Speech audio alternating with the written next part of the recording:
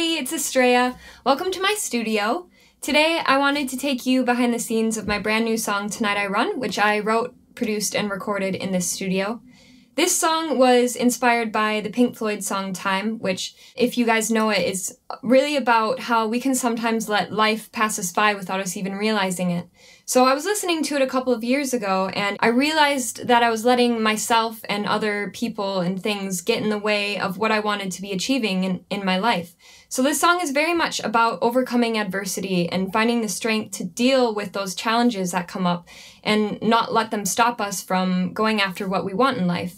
The production is very much inspired by my love of big pop producers like Max Martin and Guy Sigsworth, as well as some cinematic influences from Hans Zimmer. But yeah, I'm really excited to show you guys what I did with it. Here we go.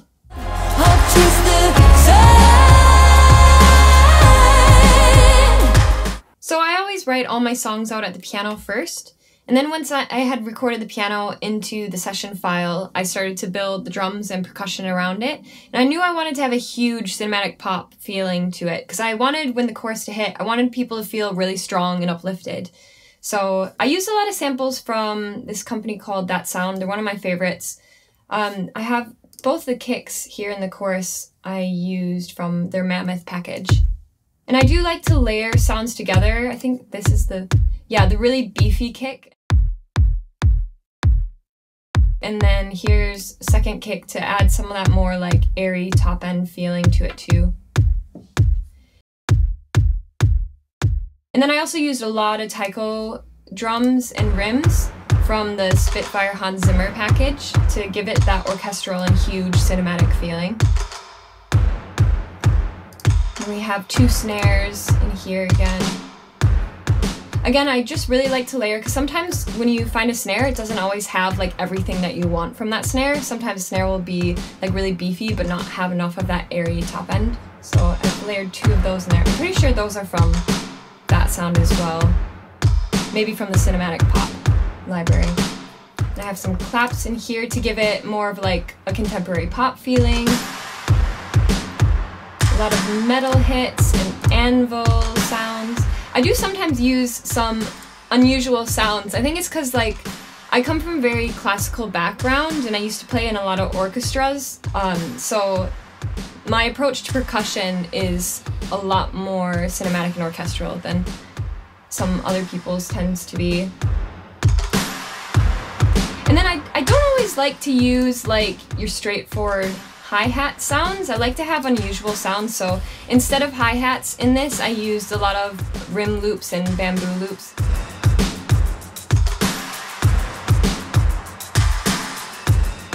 We have a lot of orchestral impacts here. Some of them I found on Splice, some of them are from some Native Instruments packages I have. And then here's all the drums together.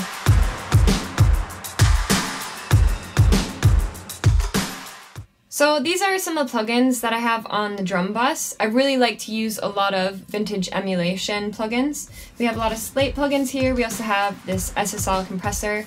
But one of my favorite plugins is the UAD Studer, which is an analog tape emulator. And it really helps to bring a lot of that vintage warmth to everything. So it makes things just feel a lot larger than life. So yeah, that's definitely one of my favorites. So I'm going to show you some of the synths and atmospheres that I've used. I used a lot of sounds from Omnisphere. They're definitely one of my go-tos. And then in the verse, I wanted things to feel like they were a bit underwater and far away, so a lot of them have a low-pass filter on them. And then I also have a couple of them and the bass sidechained to the kick, which means that every time the kick hits, it kind of ducks the atmospheres in the bass, so it gives it this rhythmic pulsing feeling, which I really like.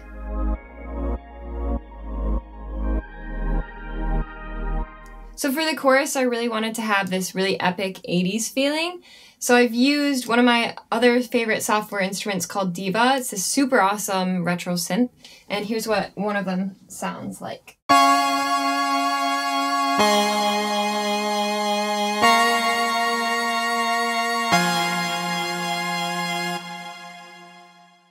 In the chorus, I have two bass parts, so I have my sub bass and my synth bass, which sound like this together. So my sub bass, I'm pretty sure it's from Output Substance. And then I also have my synth bass here, which is just from Logic EXS24. And then I've also added some distortion, as well as Decapitator, which is this really awesome distortion plugin from Soundtoys. It's awesome also for like vocals and pianos and stuff. It's definitely a really cool plugin. But yeah, so that's what the two bass parts layered together sound like.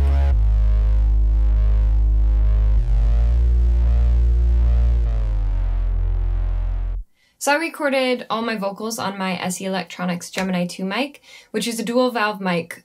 So it has that really nice classic warm sound of a valve mic, and then it also has a really nice sparkly top end to it as well. So it's great for vocals.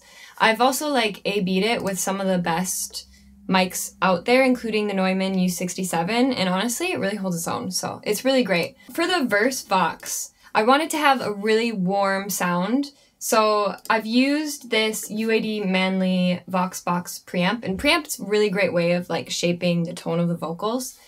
So this Manly Vox Box, which I use quite a lot, gives it a really nice warm vintage sound. So this is what it sounds like on its own.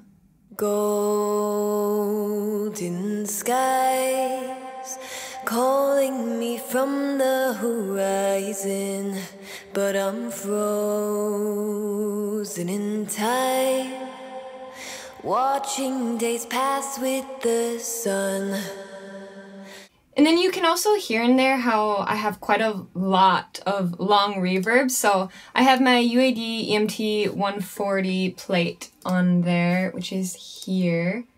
And then I also have a really big church reverb by Altiverb on there too, with a couple of like reverb tails, which are really nice at the ends of phrases to just like continue on the vocal sound and give it a really nice like atmospheric feeling.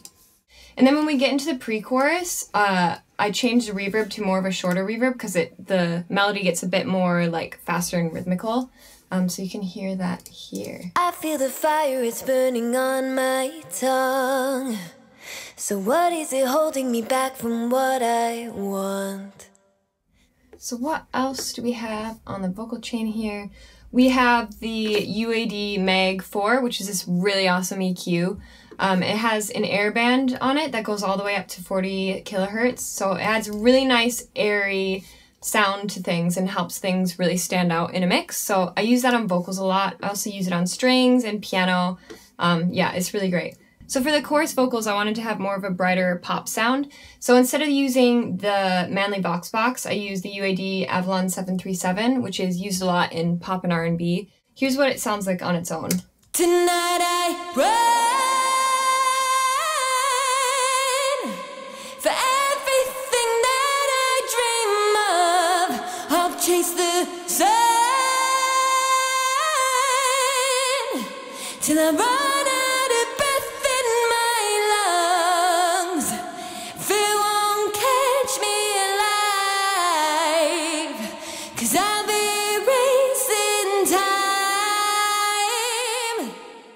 So I also have Soundtoys Decapitator on the chorus vocals too, to add a little bit more distortion and grit to things.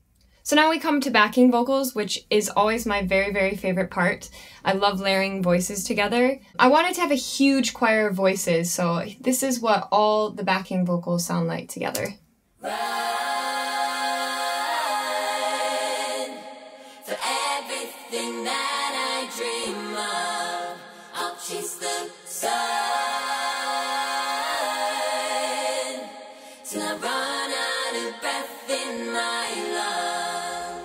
So you can hear in here, I also have two vocoders double panned, which gives a really nice like additional thick, but also sort of strange robotic feeling, which I really like.